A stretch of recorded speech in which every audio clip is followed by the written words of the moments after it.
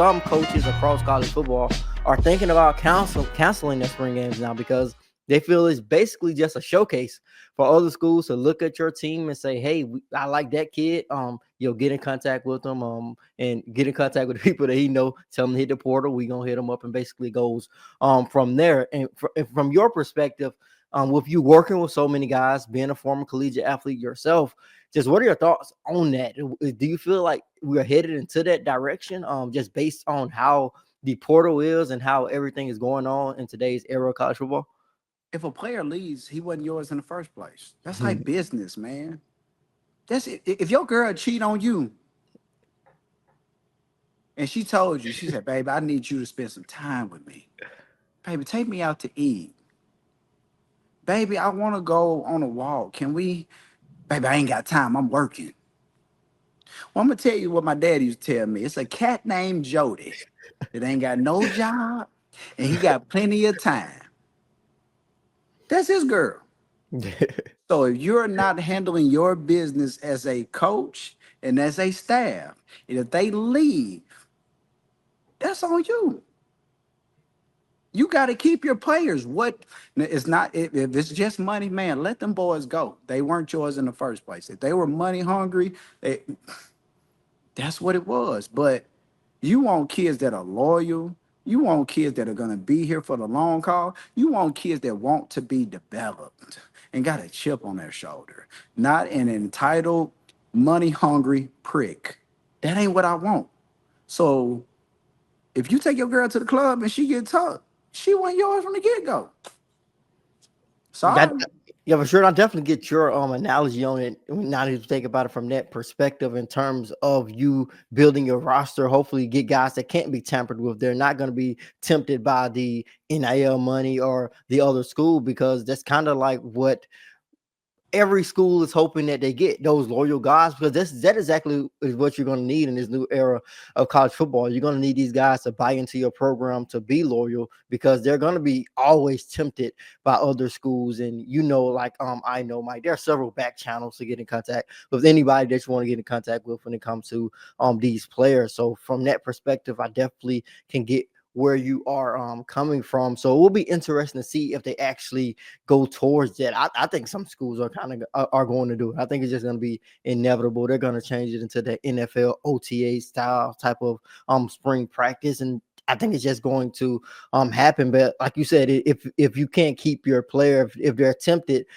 at this particular point in time, they could have been tempted at any point in time, because they're eventually going to get on the field and play for you, not just in the spring. Like, they can see them in the fall. They're going to eventually see them, and if they are tempted to go elsewhere, they're going to have that opportunity.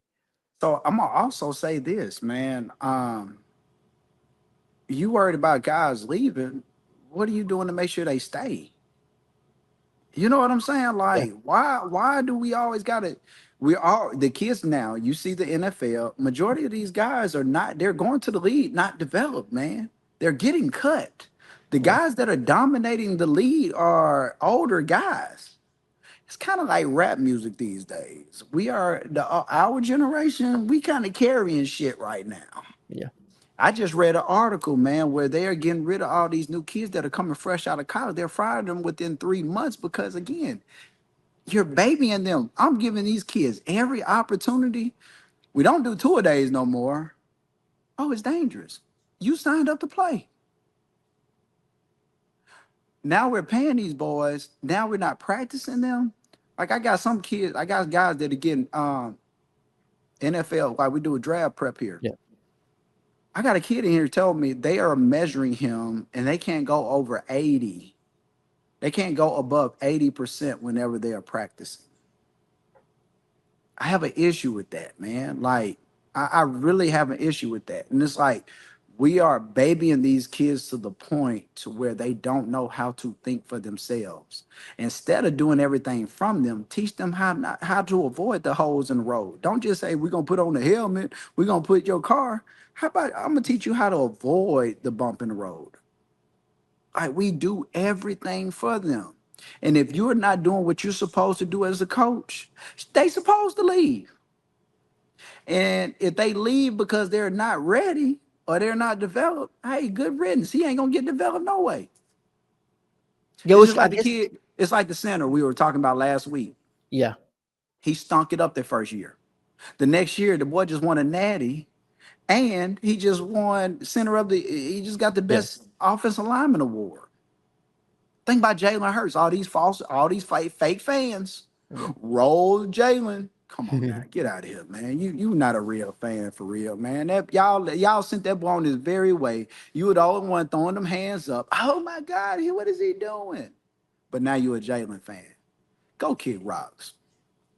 Yeah, for sure. I think that dives into kind of like what you're saying with kind of like the way that the coaches are today with that old school coaching style compared to the new school coaching style. So, what, in your opinion, what is the tightrope I guess college coaches have to, I guess, walk a little bit? Because if you, with this new generation, which you are very familiar with, in terms of, I guess, catering to them a little bit to basically keep them at your program and also walking that straight line of being like, yo, I have to be this stern coach. You have to build this championship culture to have success. So, in your opinion, I guess, what is that fine line that these coaches have to walk on? You got to have old men on the staff. And the reason the older I get, it's almost like me being in this business. I can tell which kid got a daddy at home. I'm not being funny. I'm not. Yeah, My mom, my dad's, both my brothers grew up with my dad in the house. yeah, I grew up with my dad in the house until I was 8 after my yeah, parents split.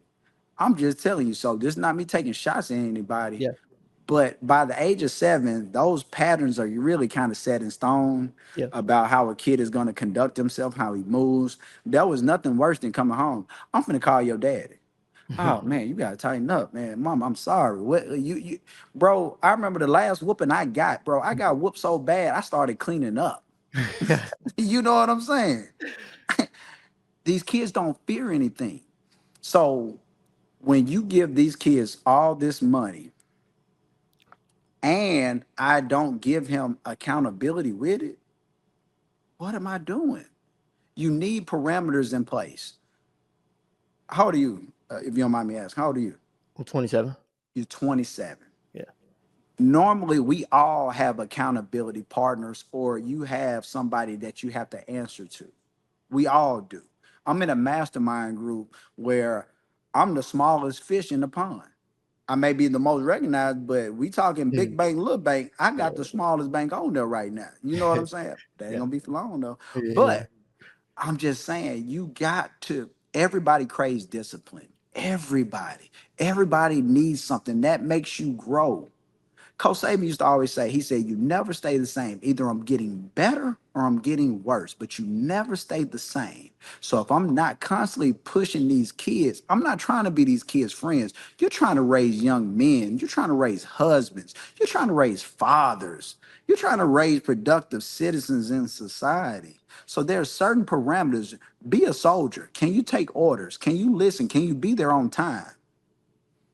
All we're asking for is the basics. Well, no, man, we're gonna let y'all sleep to 8 o'clock. I want him to get his rest.